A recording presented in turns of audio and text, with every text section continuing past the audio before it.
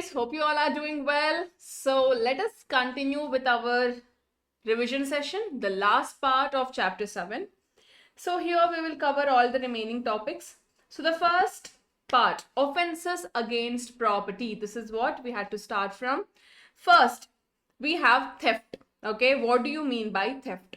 So under offenses against property, first I want you to know about everything. Let us understand the meaning of each and then get in depth what all you need to know under that particular topic. Okay, so first, what do you mean by theft? So here you need to understand the meaning very well. You need to understand what is the meaning of each and then what are the essential elements under that. Okay, after that we can get in depth all the other things that you should know under that particular topic. Okay, let us start. Yes, theft. What is this theft? Example, A sees B's phone on table without B's consent. A secretly takes phone and puts in his bag. What has happened here? There is dishonest intention. First thing, there is a dishonest intention. There is a movable property. This phone is a movable property.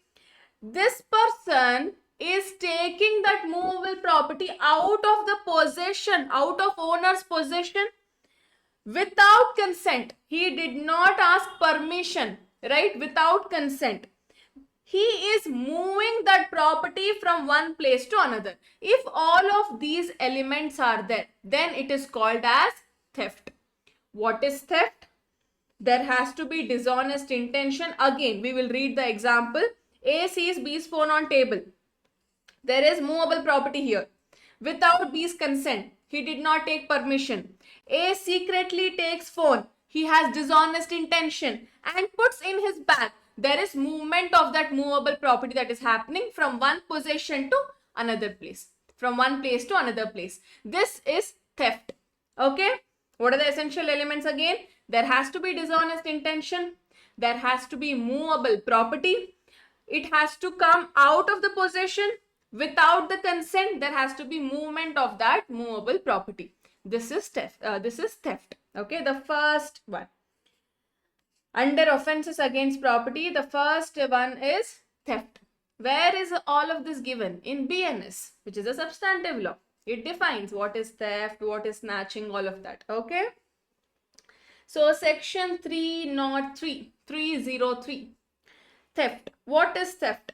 A person commits theft when he dishonestly intends to take movable property out of the possession of another person without that person's consent and moves the property in order to take it. So all of these essential elements are there, then it amounts to theft. What are those? Dishonest intention, there has to be movable property out of the possession of another without consent, there has to be movement of property. Okay. Next, certain important things that you should know under theft.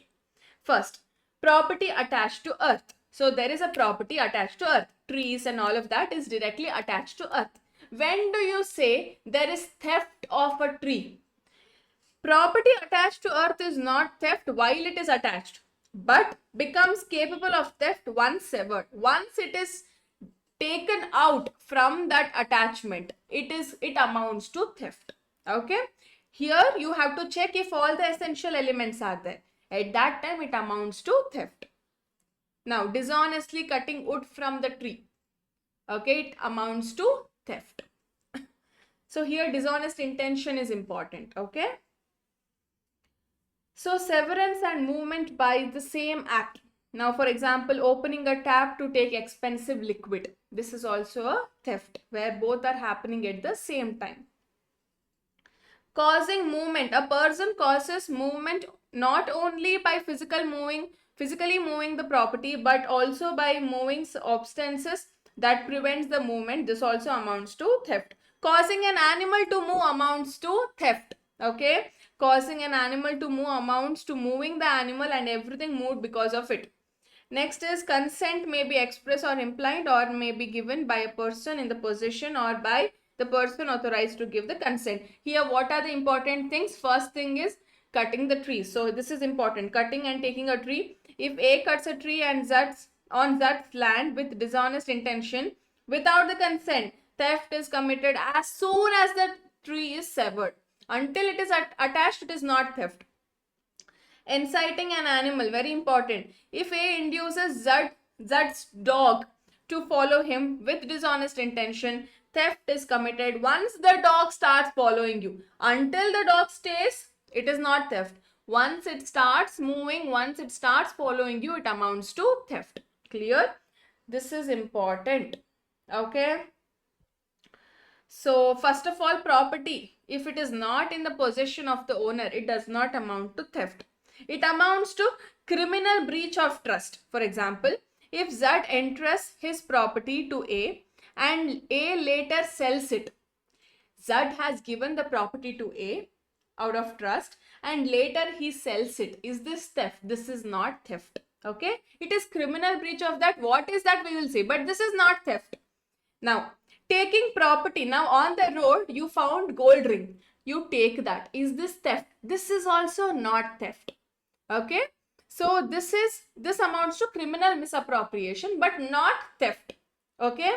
You need to know the difference. That is why any example that comes in your exam, first you need to check the essentials of each. Now, essentials of theft is what? There has to be dishonest intention. Yes, in most of it, there is dishonest intention. There should be movable property. Next, out of the possession of another, from one person's place, you are moving that to another person, to another place. Okay. So, you are taking out of the possession of another. This is very important in theft. And without consent, and there has to be movement of property. Okay. So, yes.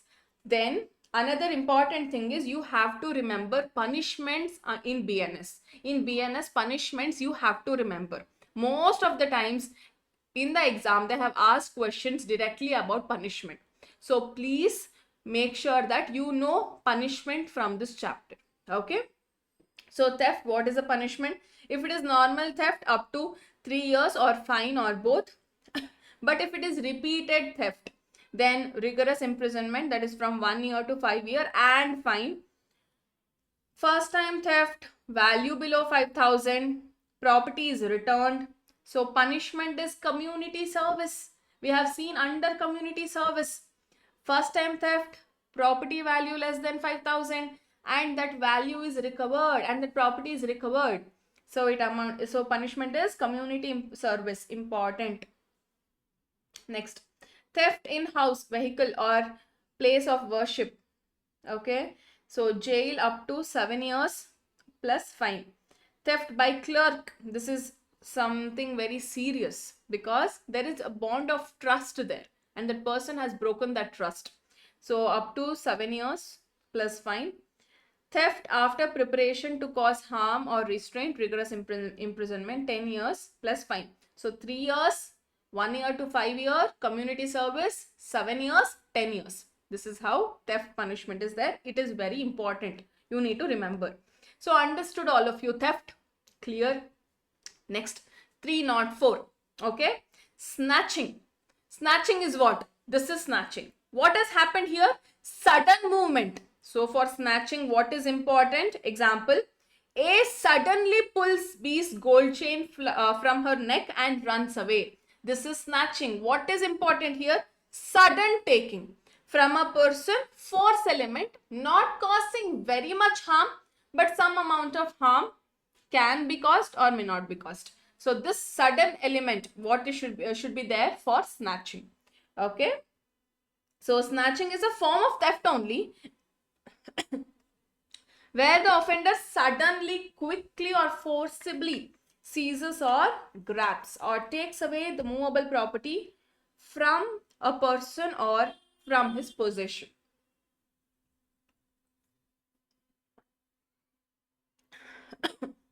So either it has to be sudden or forceful taking. Okay.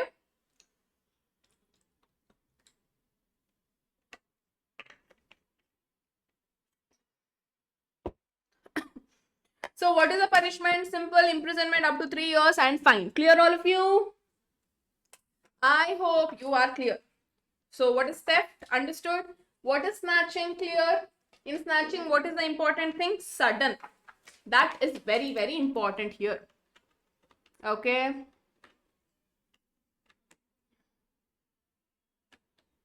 Yeah.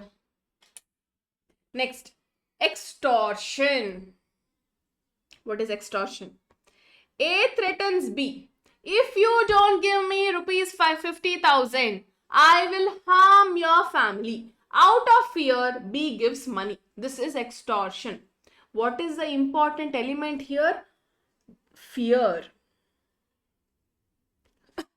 One person builds fear in the other person.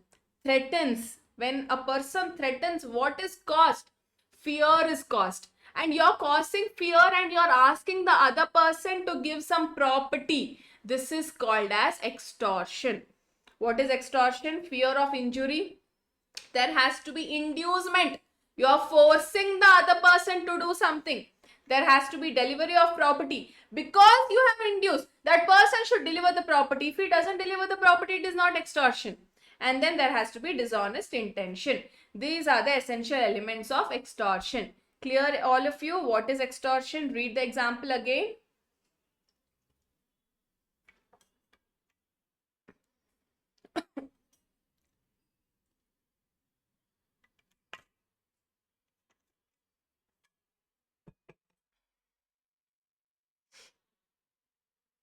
Extortion, section 308. A person commits extortion when he intentionally puts another person in fear of injury, and by that fear dishonestly induces the person to either deliver the property or deliver a valuable security or sign or seal a document that can be converted into valuable security. So the ultimately it is about some sort of property. Okay, so this is extortion. All right. Essential elements: intention to cause fear of injury, dishonest inducement of fear. So threatening to keep someone's child in wrongful confinement unless money is promised amounts to extortion. Now threatening to damage the land or crop unless the bond or property is given is what? Extortion. Punishment of extortion, as I mentioned, punishment very, very important. No excuse. Please remember, under BNS you have to remember punishment. Okay. Yes.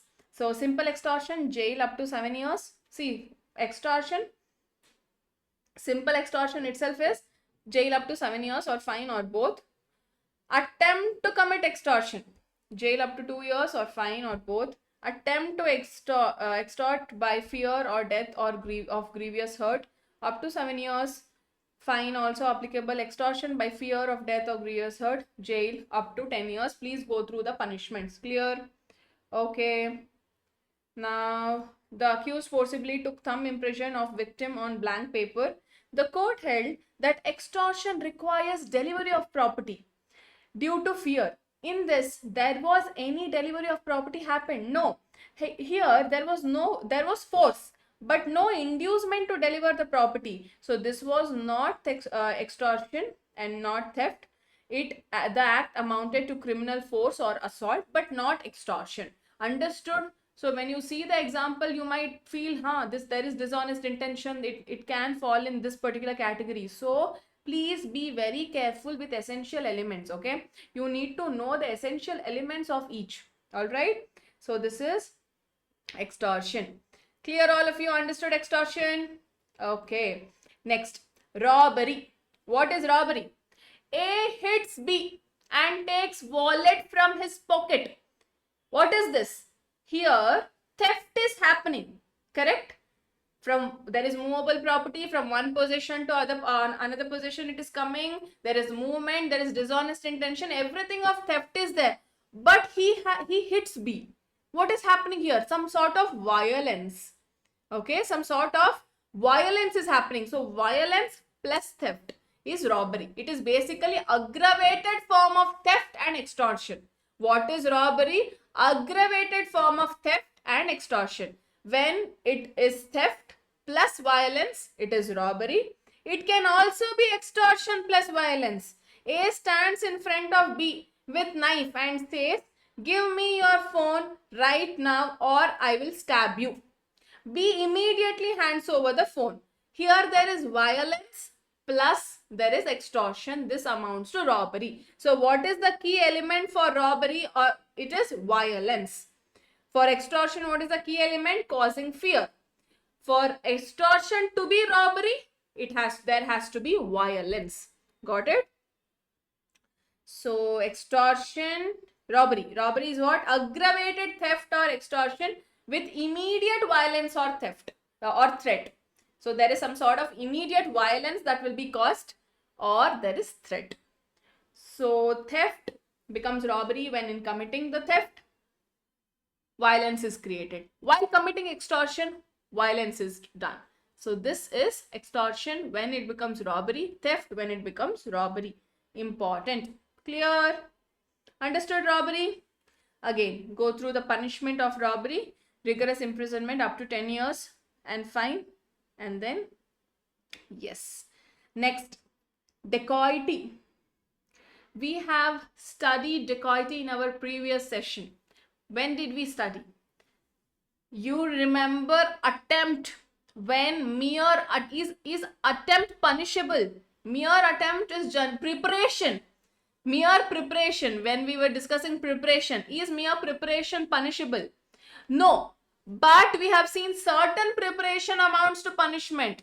In that we have seen even dacoity. So what is dacoity?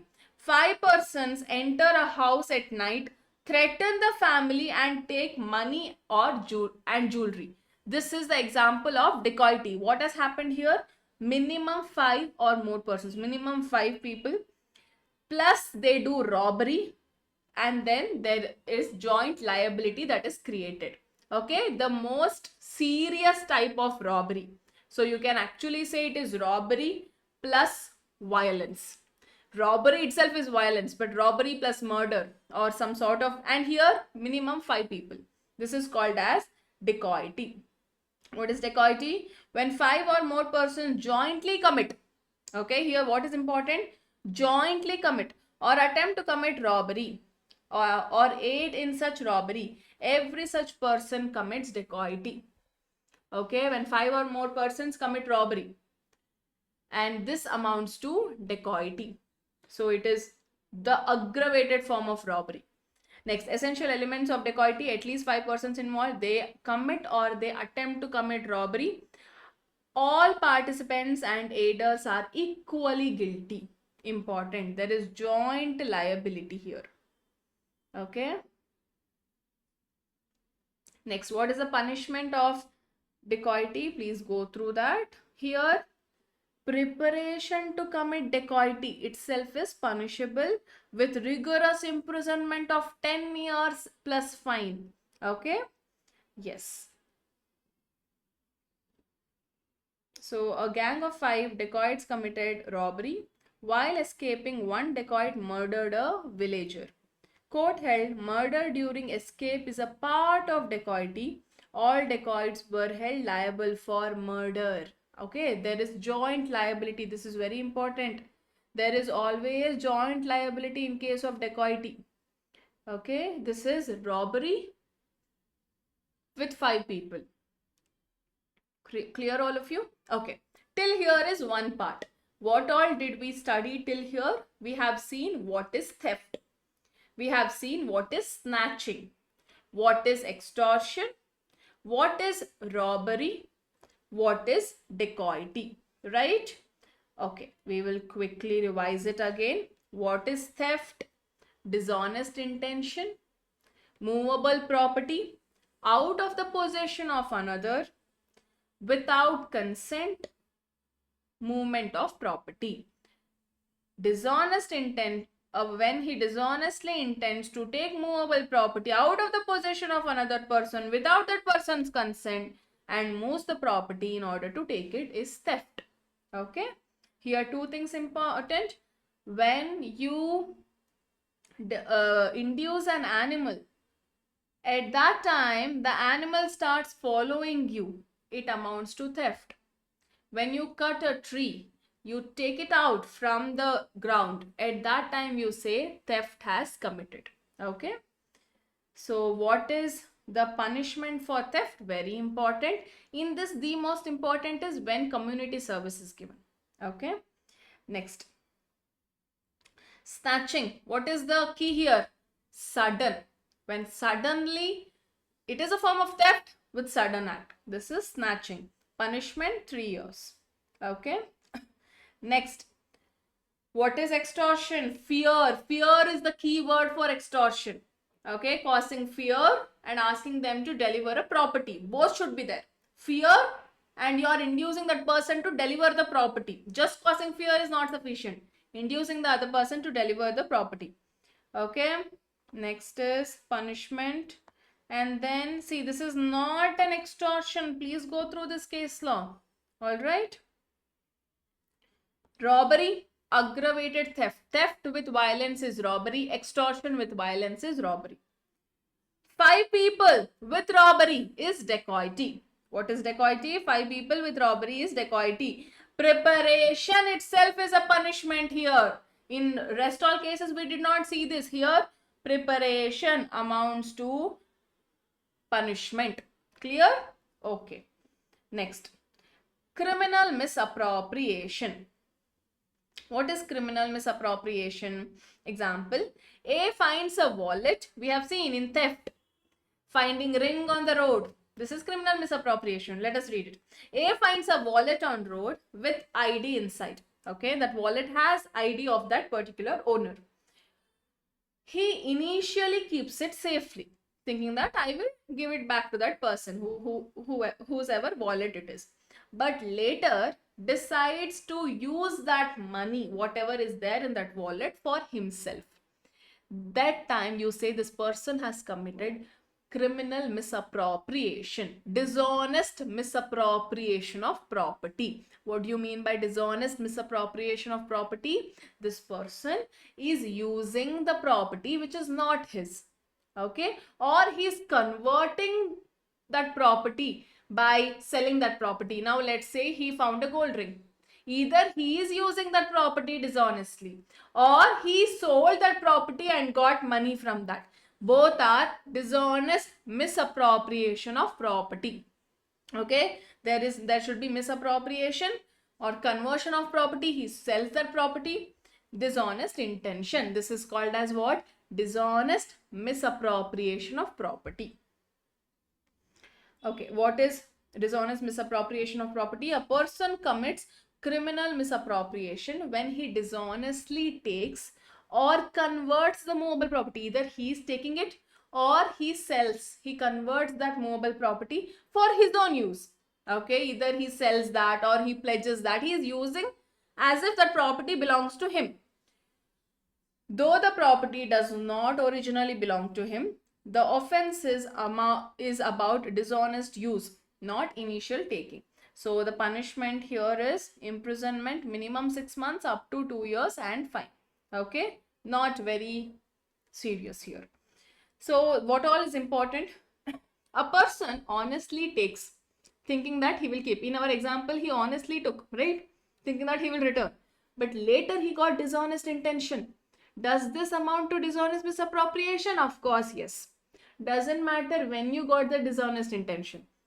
So if a person honestly takes the property, believing it to be his own, there is no offense at that time.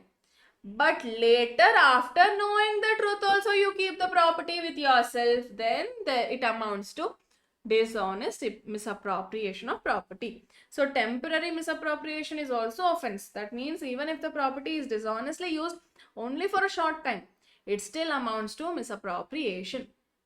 Clear? So finder of lost property. Example of ring. On the way, you find a ring. You have to return it to the owner or give it to the police station. But you keep it or you sell it. Dishonest misappropriation of property. Okay. Next. So go through these examples. A takes Zat's property thinking it is his own. No offense. Later, after realizing the mistake, he keeps it. Criminal misappropriation. A takes Zat's book thinking he had permission. No offense. Later, he sells that. That is, he's converting that property to be his, right? So criminal misappropriation. A and B jointly own a house, own a horse. A uses it, no offense. A sells it and keeps all the money. Criminal misappropriation. Finding a rupee on the road and keeping it without knowing the owner, no offense. Finding a letter with the money and knowing the owner but still keeping it, criminal misappropriation. Okay, clear all of you? Good faith taking can later be converted into criminal dishonest use. So A takes Z's property believing honestly that it is his own. At this stage, no offense is committed. Later A realizes it belongs to Z but still keeps it. So basically you know it belongs to that particular person and still you keep it with yourself or convert it to keep it with yourself. This amounts to criminal misappropriation. Okay, you know it belongs to that particular person. Still you continue to keep it with yourself. It is criminal misappropriation. Yes. Clear all of you? Yes. So there are some case laws given. Even if possession was initially innocent, later change of intention or new knowledge making retention dishonest amounts to criminal misappropriation. Accused had electric wire but no proof they were stolen. Evidence showed wires were purchased from the scrap dealer. No dishonest intention proved, hence offense is not made. So mere suspicion does not amount to criminal misappropriation. So dishonest intention proving is very important. Contractor received money from principal. Subcontractor alleged misappropriation for non-payment. Supreme Court held this is a civil dispute, of course, not a criminal dispute. Money paid to contractor did not belong to subcontractor. So no misappropriation if property does not belong to the complainant. Okay. So here he is telling that money should go to me, but it actually is of the contractor. Clear all of you? Next, dishonest misappropriation of property possessed by deceased person at the time of his death. Now under criminal misappropriation there are two. First is what we saw now, dishonest misappropriation of property. Under criminal misappropriation you have dishonest misappropriation of property and misappropriation of deceased person. What is the second one now? Dishonest misappropriation of deceased person. That means example, Z dies. Okay, Z dies leaving cash in his cupboard. Before his legal heir, now his legal heir are the one who is entitled for that, right? Before his legal heir takes the possession of that, a servant of Z takes money knowing Z is dead. This is dishonest misappropriation of deceased person. Let us go through the example again. Z dies leaving cash in his cupboard. Before his legal heir takes the possession, A, the servant of Z, takes the money knowing that Z is dead. So what all has happened here? Property is whose? Deceased person. There is knowledge of death. No lawful possession yet. It should go to the legal heir. Dishonest use. If these conditions are there, it amounts to dishonest misappropriation of deceased person. Clear all of you?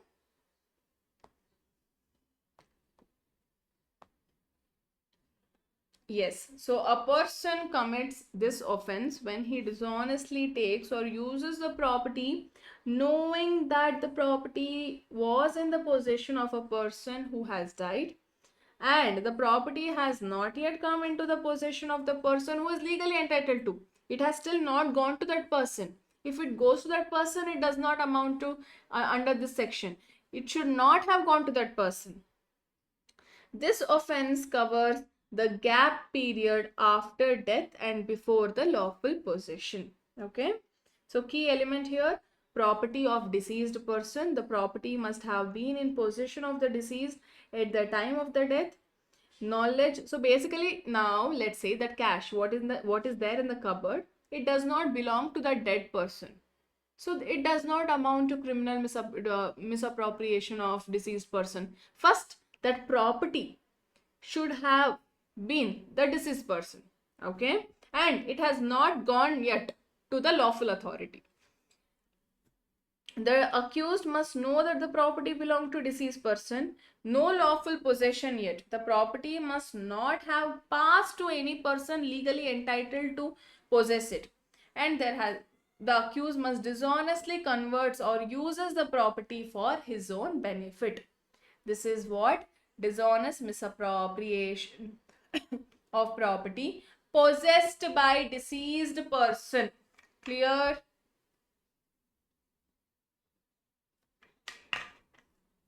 Dishonest misappropriation of property possessed by deceased person. What is the imprisonment? Imprisonment up to 3 years and fine. If the offender was clerk or servant of the deceased at the time of the death, imprisonment may extend up to 7 years also, because there is trust that is there between the servant and the owner. So that trust is broken. That is why it becomes a serious act at that time. Okay. Next, criminal breach of trust. What do you mean by criminal breach of trust? Example, A gives 1 lakh rupees to B to deposit with bank. What has A done here? B is entrusted with rupees 1 lakh, right? So somebody has given him out of trust. You have to do it. Please deposit in the bank. Whatever the purpose is. The purpose in this example is you have to deposit in the bank. There is some sort of trust, right? Out of trust it is given. So that person is entrusted with that property. B, instead of depositing it in the bank, uses the money for personal expense. What has happened here? Trust is broken. There is breach of trust has happened here. Okay. So what are the essential conditions? First, that person should have entrusted with the property. Correct? So out of trust, there some property is given to him. Second, dishonest use. For what use it was given, you did not utilize it for that. There was dishonest use, and there was a violation of purpose. For what purpose it was given, that was violated. If these three are there, it amounts to criminal breach of trust. As the name says, there is breach of trust. So where property was entrusted to you and you broke the purpose for which it was given to you. This is criminal breach of trust. Okay.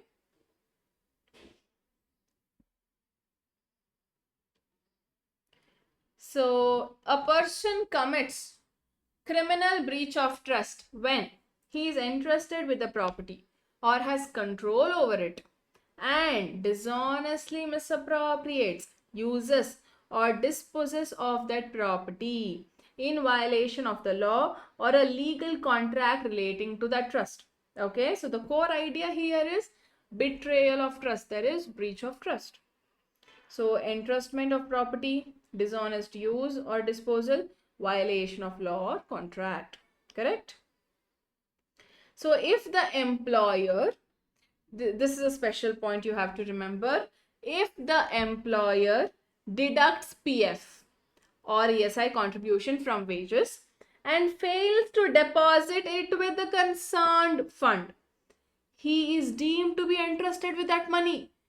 Out of you, it is deemed that you are entrusted with that money and you have to utilize it for proper purpose only. The purpose was you have to make the payment, and non-payment amounts to criminal breach of trust. Very, very important. You might feel here that this person is not entrusted with that fund. No, he is. It is deemed entrustment.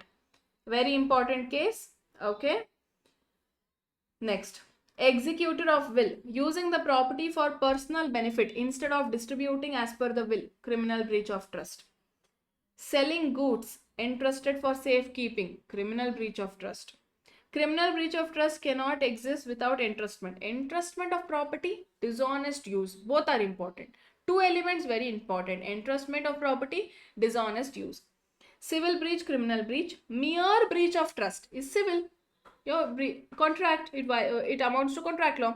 So mere breach of trust is civil, but when there is dishonest intention, when mens rea is there, that amounts to criminal. So two essential stages. The offense involves creation of an obligation or trust, and dishonest misappropriation or misuse of property contrary to that obligation.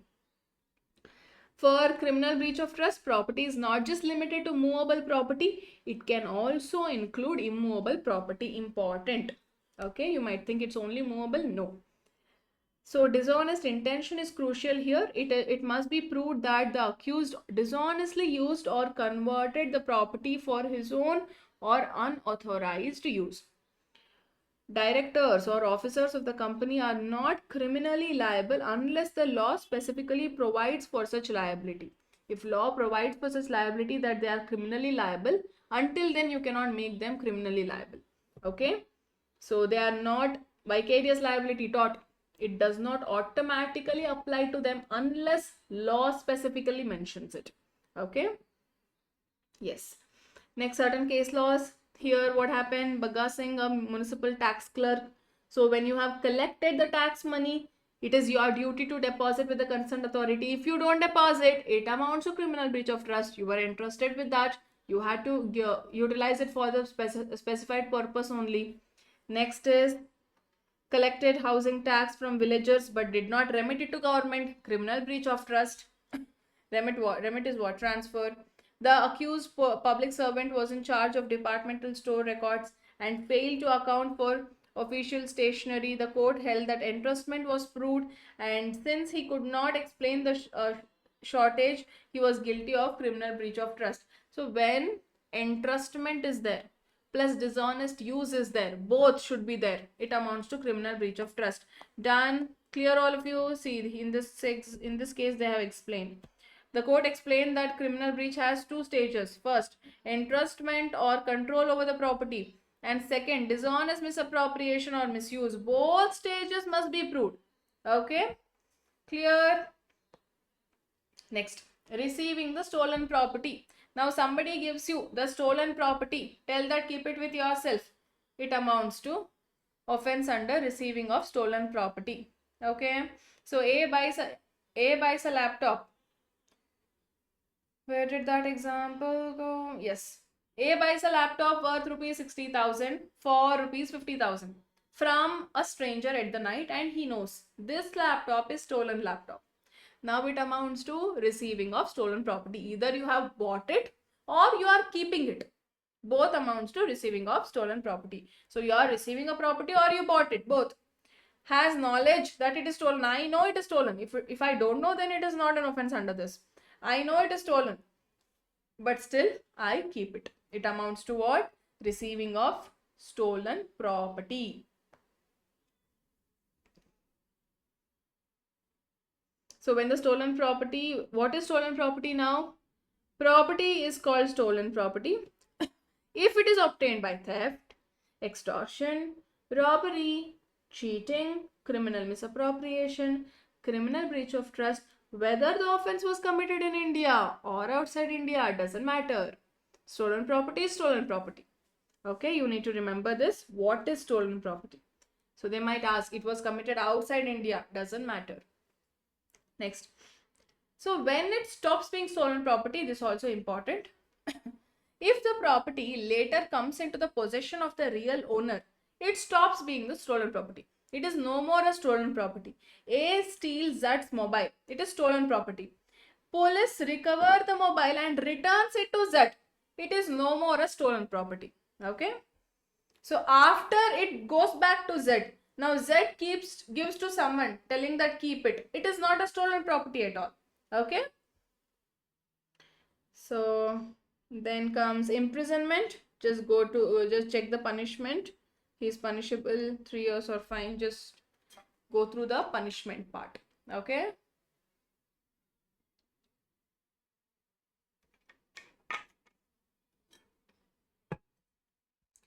Right.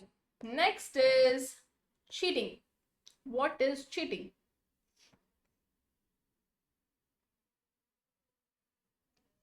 Example. A sells fake branded shoes to B by telling them they are original, and B pays high price believing him. This is cheating. What has happened here? There is deception. He is deceiving the other person. He is making the other person believe something that is not true to be true. Right? There is dishonest intention from the beginning. There is inducement. He is inducing the other person to buy that. There is delivery of property. Because of all of this, he is delivering the property, or he has gotten the property. This is called as cheating. Okay. So what is the very important point here? Intention, dishonest intention, deceive the other person and inducing the other person. Okay. Persuading the other person, deceiving the other person, very, very important.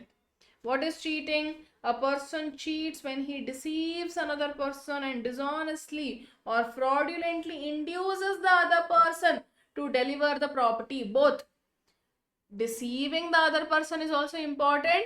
Inducing the other person to deliver the property. Both are very, very important condition for cheating. Okay. So what are the elements of cheating? Deception of a person and dishonest or fraudulent inducement to deliver or retain the property, or intentional inducement causing harm to body, mind, reputation or property. Punishment: if it is simple cheating, then imprisonment up to 3 years or fine or both. Cheating causing wrongful loss where accused was legally bound to protect the interest, then up to 5 years or fine or both. Next, cheating inducing delivery of property or dealing with valuable security, 7 years or fine. 7 years, up to 7 years and fine. Okay. Cheating by personation. I am hiding my identity. I am telling that I am this particular person. I am hiding my identity. This is cheating by personation.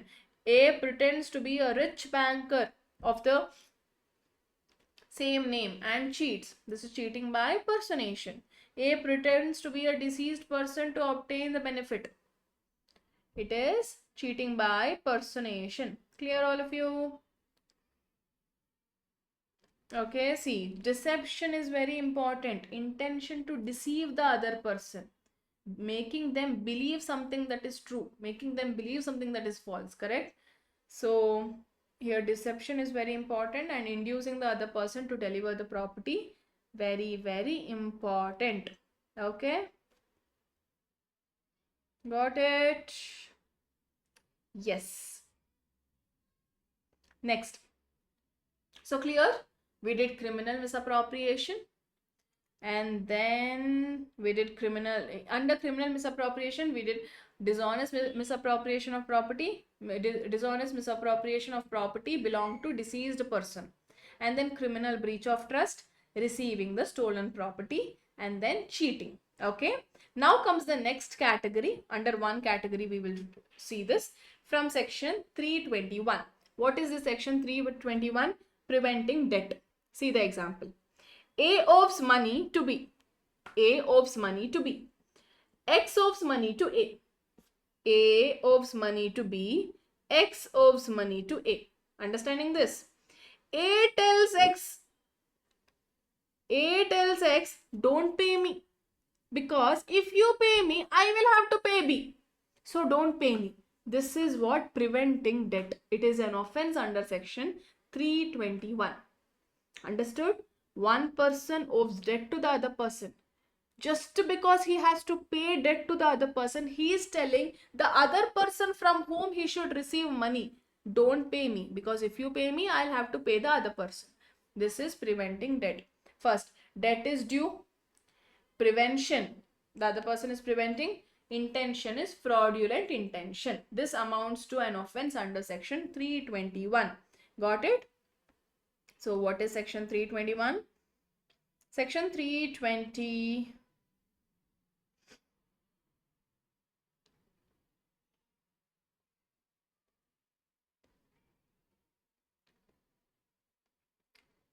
Fraudulently preventing debt from being available to creditor. What offense is this? A person dishonestly or fraudulently prevents the debt or demand due to him from being made available for payment of his debt. How it happens? Debtor stops someone who owes him money from paying so that creditor cannot recover. Okay. So purpose of this section is to prevent masking or blocking money that should legally go to the creditor. Okay. If at all he would have gotten that money would have ultimately gone to the creditor, and he's blocking that. This amounts to section fraud offense under section 321. Clear? So before that, 320. What is 320? Fraudulent removal or transfer of property to defeat the creditor. What is this now? Where, let us see if example is there.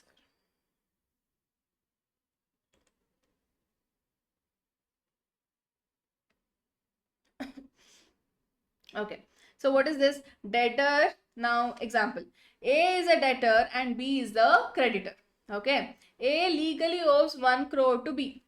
To avoid paying this debt, A dishonestly transfers his movable and immovable property to X so that B cannot recover the money from A's property. This amounts to offense under section 320. Simple. Understood?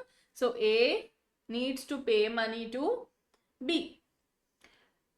A knows if I don't pay, B will recover from my property. So what I'll do, I will sell my property to someone. If I sell my property, then I don't have any assets. So I will not have to pay this person. So this amounts to an offense. If it is done dishonestly with dishonest intention, then it's an offense under section 320.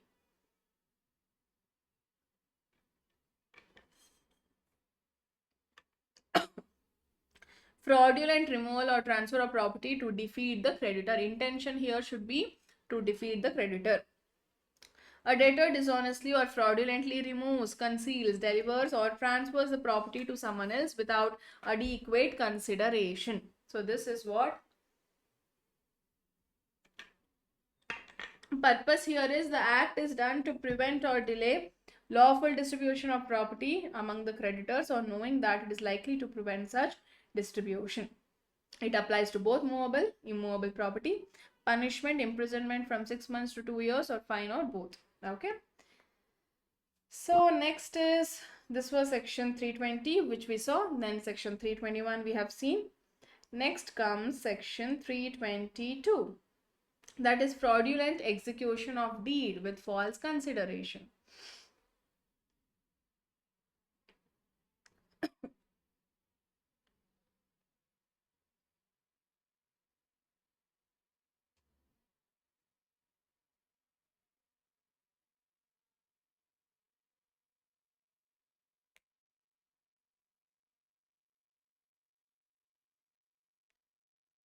Example, A sells land worth rupees 5 crore but shows only 3 crore just to avoid stamp duty.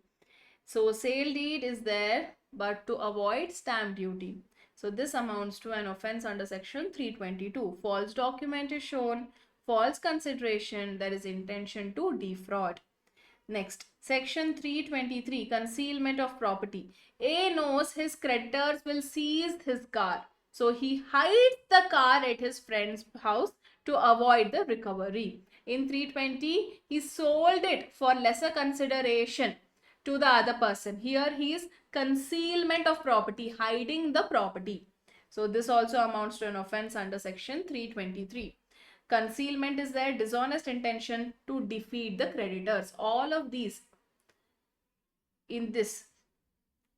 Concealment to property, preventing debt, all of this is what? Defeating the creditor. Clear? Clear all of you? Okay. So section 323, fraudulent removal or concealment of property. And then before that, section 322, fraudulent execution of deed with false consideration. Clear all of you? Understood? Okay. Next comes what is forgery. Forgery is what? Fake document I'm signing, right? That is what? Forgery. So A creates a fake degree certificate and submits it to get a job. What has A done? Forgery. Okay. False document, intention to deceive, and the purpose is fraudulent.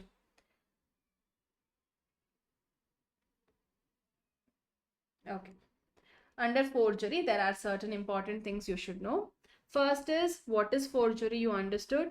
A person commits forgery when he makes a false document or false electronic record with dishonest or fraudulent intention. Okay. So the intention here may be to cause damage or injury to public or any person, support a false claim, make someone part with property, anything it can be. So, what are the important things that you need to remember here? There are certain case laws. First, in this case law, the court held that mere alteration of document does not amount to forgery. Okay, important. Mere alteration, does it amount to forgery? No, it does not. When that mere alteration amounts to forgery, that alteration must be for some gain or some wrongful object. At that time, it amounts to forgery. Okay. So it must be for some wrongful gain or some wrongful objective. At that time, it amounts to forgery. Next, another important case. The accused submitted a teaching experience certificate which was alleged to be forged. Okay, there was allegation that it is forged because the school was not recognized. So she had the teacher had teaching experience certificate, but that was not from a recognized institute. So the court held, since the certificate did not mention any false document, name was forged, signature forged, nothing. It just was not recognized. So since the certificate did not falsely claim the recognition, mere mention of experience does not amount to forgery. So for forgery to happen, what should be there? Some sort of alteration, some sort of forged document, signature is forged or name is forged with an intention that has to be dishonest intention, only then it amounts to forgery. Here nothing of that happened, so it does not amount to forgery. Okay. Next, offenses relating to, I hope everyone is clear with this case law, important. So court held that since certificate did not falsely claim the recognition, that certificate did not say that this is recognized from this institute. No, that certificate was not recognized. If it had claimed that this certificate is recognized, this particular teacher is recognized from this particular institute, that time it would be a forged document. Okay, so it did not falsely claim anything, so it does not amount to forgery. Next, offenses relating to property mark. Somebody is using Nike mark and selling the goods, it amounts to offenses relating to property mark. So this is an offense. So this is a category which is specifically for offenses relating to property mark only. Okay, so many times cheating and this would be clubbed. Okay, so what is property mark? Property mark is a mark used to show that the movable property belongs to a particular person. So Nike shoes. So that shoes, when you see, you know that it belongs to Nike. Somebody is using that Nike mark and selling the shoes. This is offense under relating to property mark.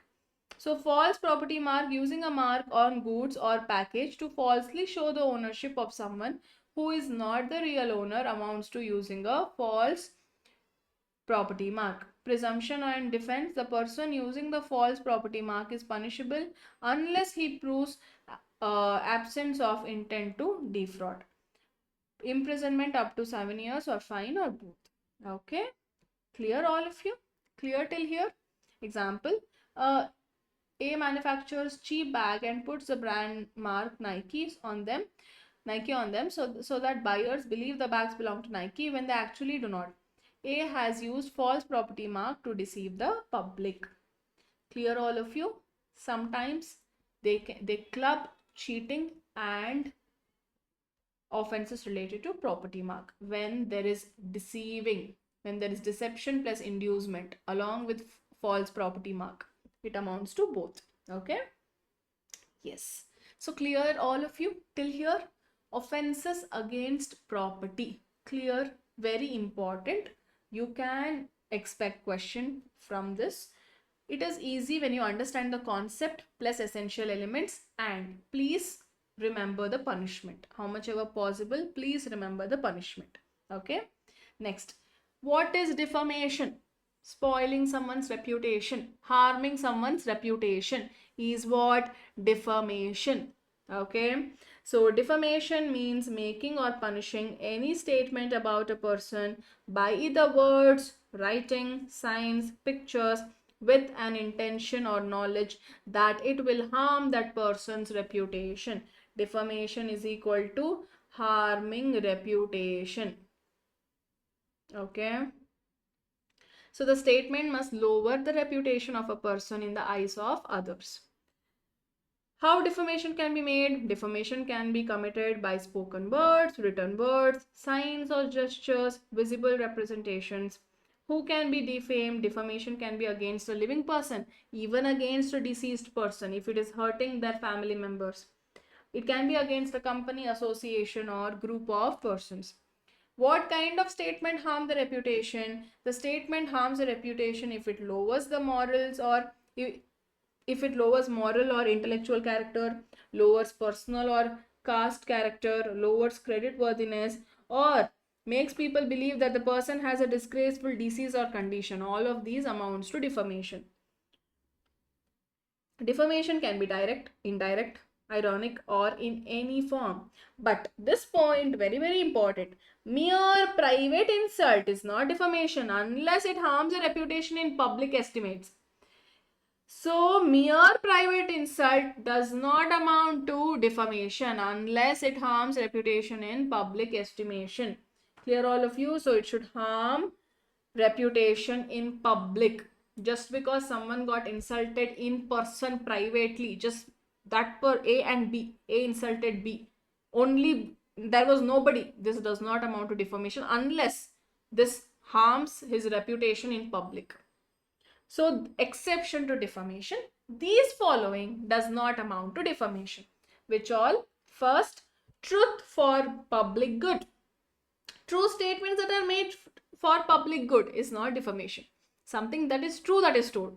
Even that is taking away the person's reputation, it does not amount to defamation. Opinion on public servant. Good faith opinion on conduct of public servant is in official duties does not amount to defamation. In good faith, in good opinion, you are talking about a public servant's conduct. So that is not defamation. Good faith opinion on conduct of a person in matters of public interest. In public interest, about a conduct of person in good faith, you're telling something. It is not defamation. So opinion on a public question. And then publishing a substantially true report of court proceedings. That is not defamation. Opinion on decided cases. Good faith opinion on merits of this civil case, criminal case, about the facts of the case, about whether it is good, not good, whatever the discussion. So that does not amount to defamation. And then opinion on public performance. So somebody has made a film, you criticize that. Is that defamation? No. But your criticism should not go beyond the performance. It should only be with respect to that person's performance. You are touching that person's personal character and connecting here. That amounts to defamation. Okay. So censure or by authority. Good faith censure by a person having lawful authority. Now there is a person who is in that authority and he says something to the other person. This does not amount to defamation. Okay. So teacher, parent, officer, anyone who is in that position is telling something to the student or to the lower, whoever is the other person. This does not amount to defamation. Accusation to lawful authority, good faith accusation. Now there is some allegation, something. You have gone to the police officer and told that. This does not amount to defamation. And then imputation for protection of interest. Imputation made in good faith to protect. Now you know that this particular person is not a good person. He has affected your personal interest, he has affected your interest, or he might harm others' interest. To protect their interest, you are telling something. Don't buy this particular product, it is not good. So this is not defamation. Okay. So where public interest is concerned, considering public interest or other person's interest, you are telling something, it does not amount to defamation. And then caution in good faith, you are cautioning the other person in good faith, in public interest. This does not amount to defamation. Clear? You have to remember which all does not amount to defamation. Exception under defamation is important. So punishment for defamation, as you all know, it is both a civil and criminal matter. So if a person defames another, punishment is simple imprisonment up to 2 years or fine or both, or even community service. Even here it is there. So printing, or we have seen under community service, even defamation was there. So printing or engraving anything knowing or having reason to believe it is defamatory, same punishment. So just go through the punishments. Clear? Okay. Next, this is important. What are the different kinds of defamation? Libel, slander. What is libel? Impermanent, in writing. You are publishing about someone. Permanent it is. You cannot change at all. This is libel. What is slander? In spoken. So in some speech, okay, there's some conference, you spoke badly about someone, harming the other person's reputation. This is slander, which is more serious, of course, libel, because that is completely on record. In slander, it is just between that particular group, whoever was present there, right? Okay. So defamatory matters was printed in language. This is important. Now, when is defamation? When it harms a reputation in public. Okay. Defamatory matters was printed in the language which was unknown to the accused. Since he did not know the content, mens rea was absent. So this did not amount to defamation and not guilty. Very, very important. Defamatory matter was printed in the language which was unknown to the accused. That person didn't know only. So since he did not know the content, mens rea here is absent. So not guilty. Important. Alright. This is all about defamation that you should know. We have reached almost the last topic. You just have what is the general exceptions and private defense. That's all. Okay. General exception means what? These are the situations where a person does an act, but still law says this is not a crime. Important. This is a list. Please go through this list. This is a big list. Okay. So what is general exception? You need to remember. General exceptions are those situations where if you see that, you feel that, oh, this is a crime, but you will not be punished under it because it falls under general exceptions. Where a person does an act, but law says it is not a crime, either because there is no criminal intention or the act is justified, permitted, or excused by law. Okay, even if the act looks wrong, criminal liability is removed.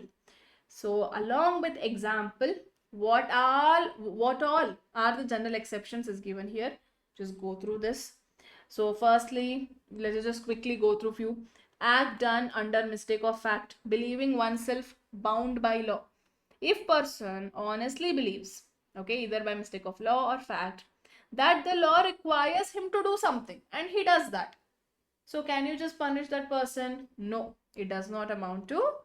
It falls under general exception. Important, okay, very important. Yes. So police arrests X believing that he is legally bound to arrest him. And later, so here wrongly he arrested. Can he be punished under crime? No, because here there is no mens rea also. So this falls under general exception.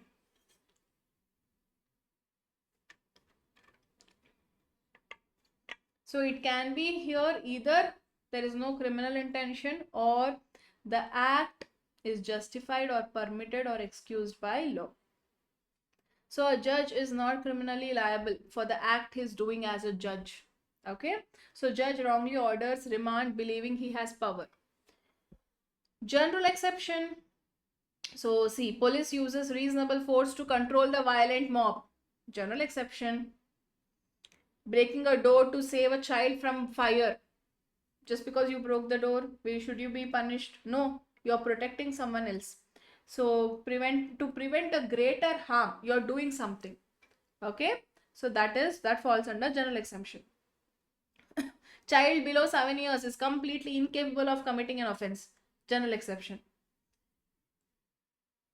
So a person is not liable if due to unsoundness of mind he cannot understand the nature of the wrongfulness of that. General exception. So just go through all the points which all fall under general exceptions. Clear? Yes, there are 20 points. Just go through all of it. Okay, next comes what is private defense. Again, there is a big list. Private defense is what? It means law allows the person to protect his body or property against an immediate and unlawful attack.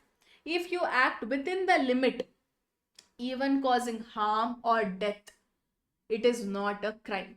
This amounts to private defense. In your defense, to protect yourself or your property, you are doing something, but it should be within the limit. Okay, but even by protecting yourself, you are causing death to the other person. It amounts to private defense and it is not a crime. So rights of private defense, which all falls under the private defense. Just go through this list. Okay, clear all of you? This is the list that is there, which all is private defense. So when private defense of the property extends to causing harm other than death in cases of theft, mischief, trespass, not involving grave danger, only non-fatal harm is allowed. This all amounts to private defense. Clear all of you? All right then. Thank you. So we are done with revision of chapter 7. All right.